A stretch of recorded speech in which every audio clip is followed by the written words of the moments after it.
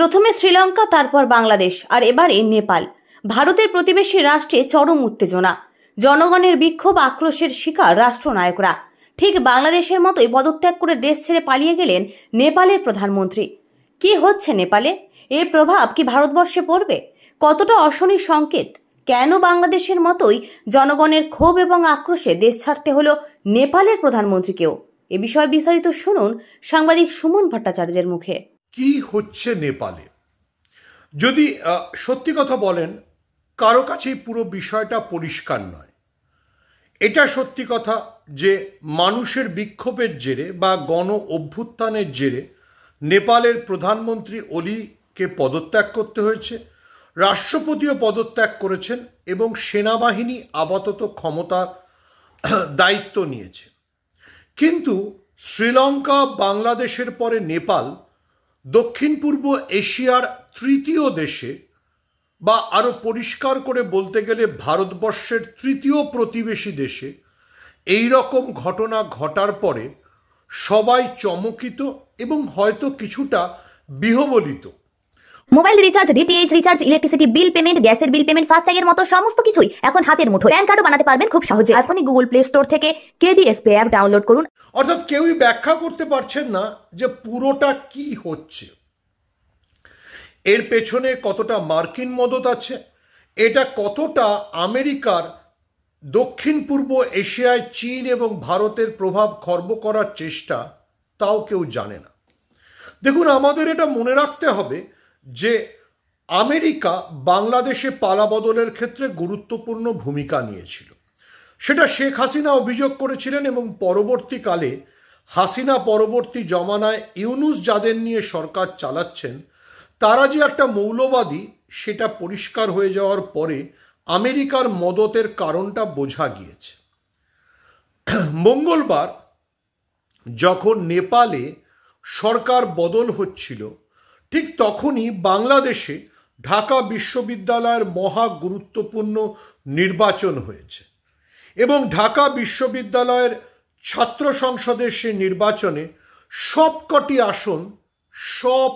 আসন অর্থাৎ vice president থেকে সাধারণ সম্পাদক সবই শিবিরের মদতপুষ্ট ছাত্র সংগঠন জিতে নিয়েছে।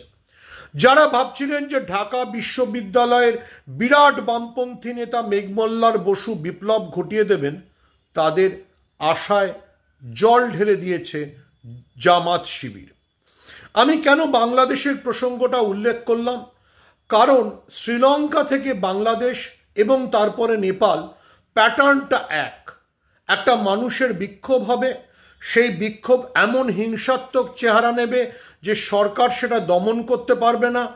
অনেক ক্ষেত্রে পুলিশ আক্রান্ত হবে এবং সেনাবাহিনীও এই ব্যাপারটাকে নিয়ন্ত্রণ করতে পারবে না। তখন সরকার প্রধান ছেড়ে দে মা কেঁদে বাঁচি করে পালাবেন। সেই পালানোয় সেনাবাহিনী সাহায্য করবে এবং তার বিনিময়ে সেনাবাহিনী ক্ষমতা দখল করবে। মোটামুটি বাংলাদেশ থেকে নেপাল একই প্যাটার্ন। বাংলাদেশের ক্ষেত্রে সেনাবাহিনী ডেকে এনে অন্তর্বর্তী সরকারের প্রধান করেছে ইউনুসকে। নেপালের ক্ষেত্রে সেনাবাহিনী কাঠমান্ডুর মেয়র বালেন্দ্র বা না অন্য কোনো নেতাকে ক্ষমতায় বসাবেন, তা আমরা এখনো জানি না। তাহলে কি ধরে নিতে হবে যে অনেক তাত্ত্বিক যেটা বলছেন যে এটা মার্কিন ডিজাইন, মার্কিন ডিপ স্টেট বা আমেরিকার গুপ্তচর সংস্থাগুলি দক্ষিণ পূর্ব এশিয়াকে অশান্ত রাখতে চাইছেন? হতে পারে, কিন্তু নিশ্চিত করে বলা যাচ্ছে না। এটা সত্যি কথা, যখন আরব দেশগুলোতে অর্থাৎ মুসলিম সংখ্যাগুরু দেশগুলিতে একই ধরনের ঘটনা ঘটছিল ফেসবুক আসার পরে, যাকে পশ্চিমী মিডিয়া জাঁক জমক করে আরব স্প্রিং বলেছিল, সেটা আসলে মার্কিন ডিজাইন ছিল। তৎকালীন মার্কিন বিদেশ সচিব অর্থাৎ বারাক ওবামার বিদেশ সচিব হিলারি ক্লিন্টন সেটা পরবর্তীকালে স্বীকার করে নিয়েছেন। এবং বাংলাদেশে যেমন হাসিনা পরবর্তী জমানায় মৌলবাদীরা ক্ষমতায় এসছেন, সেই সময় আরব মুলুকেও অনেক জায়গাতে মুসলিম ব্রাদারহুড ক্ষমতায় এসে যায়, যেমন মিশরে হয়েছিল। এটা আলাদা প্রশ্ন যে মার্কিন নিষেধাজ্ঞাকে উড়িয়ে মিশরে সেনাবাহিনী পরবর্তীকালে মুসলিম ব্রাদারহুডকে দমন করে ক্ষমতা দখলে রাখতে পেরেছে। তার জন্য অনেক রক্ত ঝরেছে, অনেক সংঘর্ষ হয়েছে। মিশর দেখে আমাদের শেখা উচিত যে আমেরিকার ডিজাইন কি হতে পারে। এবারে কি দক্ষিণ পূর্ব এশিয়া একের পর এক রাষ্ট্রে যা হচ্ছে, সুখের বিষয় যে শ্রীলঙ্কায় যা হয়েছিল, অর্থাৎ যতই রাষ্ট্রপতির প্যালেস ভাঙচুর, গন্ডগোল ইত্যাদি হোক, তারপর একটা ট্রানজিশন পিরিয়ড ছিল, যার পরে নির্বাচনের মাধ্যমে সেদেশে বামপন্থীরা ক্ষমতায় এসছে। বাংলাদেশের ক্ষেত্রে তা হয়নি। এই গণ অভ্যুত্থানের তথাকথিত নেতারা অর্থাৎ সার্জিস আলম, হাসনাত আবদুল্লাহরাই সরকার দখল করে বসে যায়। নেপালের ক্ষেত্রে কি হবে আমরা কেউ জানি না। দেখুন, প্রাথমিকভাবে ওলি সরকার চলে যাওয়া অবশ্যই ভারতের জন্য সুখবর, কারণ ওলি, যার পুরনো একটা মাওবাদী অতীত আছে, ওলি হোক বা নেপালের আরেক প্রধানমন্ত্রী প্রচণ্ড, যারা গত 10 বছরে নিজেদের মধ্যে অসংখ্যবার ক্ষমতা ভাগাভাগি করেছেন, তারা আসলে বেইজিংয়ের ঘনিষ্ঠ ছিলেন। ফলে ওলি চলে যাওয়াতে যে নয়াদিল্লি খুব দুঃখ পাবে এমনটা নয়। কিন্তু যে ধরনের ভায়োলেন্ট প্রোটেস্ট হচ্ছে, যে ঘটনা ঘটছে, এবং যদি কাঠমান্ডুতেও একটা আমেরিকার পুতুল সরকার বসে, তাহলেও আবার সেটা নয়াদিল্লির জন্য খুব স্বস্তিকর নয়। আর অবশ্যই নেপালের ঘটনা ভারতবর্ষে প্রভাব ফেলবে। আমাদের ভুলে গেলে চলবে না, পশ্চিমবঙ্গের সঙ্গে নেপালের দীর্ঘ সীমান্ত আছে, এবং পশ্চিমবঙ্গে যে গোর্খাল্যান্ড আন্দোলন, তাতে নেপালের একাংশ একসময় মদত দিত। অর্থাৎ পশ্চিমবঙ্গে যে আবার গোর্খাল্যান্ড আন্দোলন মাথাচাড়া দিয়ে উঠবে না, এমনটা কেউ বলতে পারছেন না। দ্বিতীয়ত, অবশ্য প্রভাব পড়তে চলেছে বিহার নির্বাচনে। বিহারের গা লগোয়া হচ্ছে,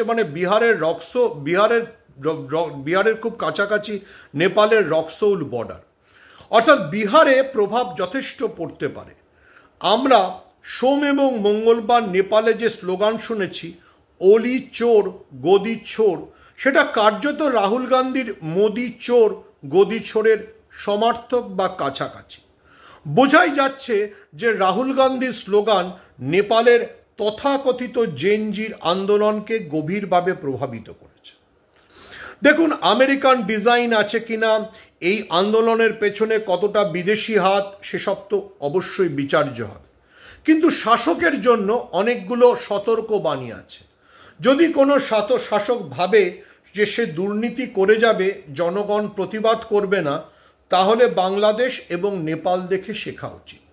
যদি কোনো শাসক ভাবে যে প্রতিবাদ করলেই তাকে জেলে ভরে দেওয়া হবে, যেমনটা ওলি করছিলেন, অনেক সময় হাসিনাও করতেন, তাদেরও বাংলাদেশ এবং নেপালের পরিণতি দেখে শেখা উচিত।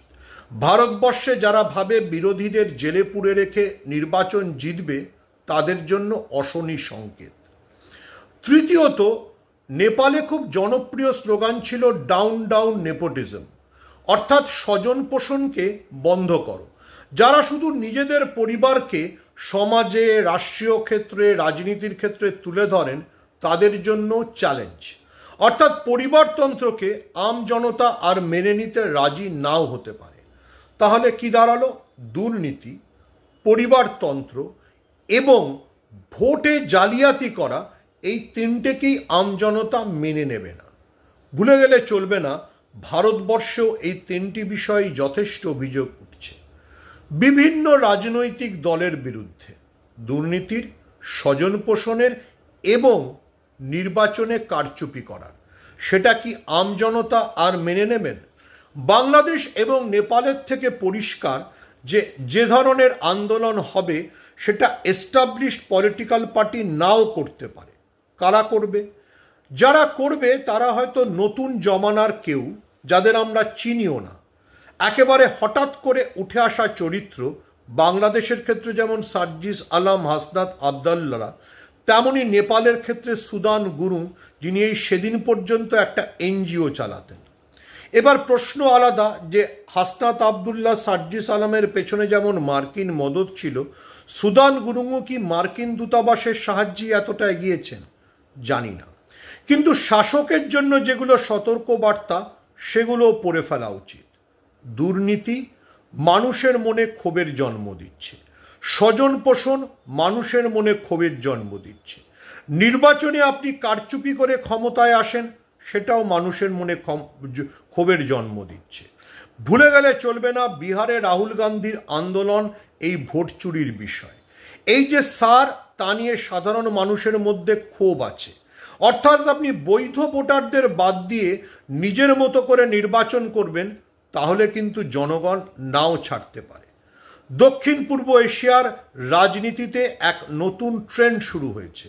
সেটাকে আমেরিকা মদত দিতে পারে, নাও দিতে পারে, সেটা পরিষ্কার নয়। কিন্তু মানুষকে আপনি যতটা বোকা ভাবছেন সেটা নাও হতে পারে। প্রতিষ্ঠিত মিডিয়ার অফিস নেপালে পুড়িয়ে দেওয়া হয়েছে। তাহলে ভারতবর্ষের তথাকথিত শাসক প্রভাবিত মিডিয়ার কি হবে? যারা টেলিভিশন চ্যানেলে বসে রোজ বিদ্বেষের রাজনীতিতে মদত দেন, সাধারণ মানুষের দুঃখ কষ্টের কথা বলেন না, তাদের জন্য চিন্তার। ভুলে যাবেন না যুগটা সোশ্যাল মিডিয়ার মাধ্যমে সামাজিক পরিবর্তনের ডাক দেওয়ার। বাংলাদেশ থেকে নেপাল, শ্রীলঙ্কা থেকে ইন্দোনেশিয়া একই কথা বলছে। আমাদের সত্যি সত্যি সজাগ, সতর্ক থাকতে হবে।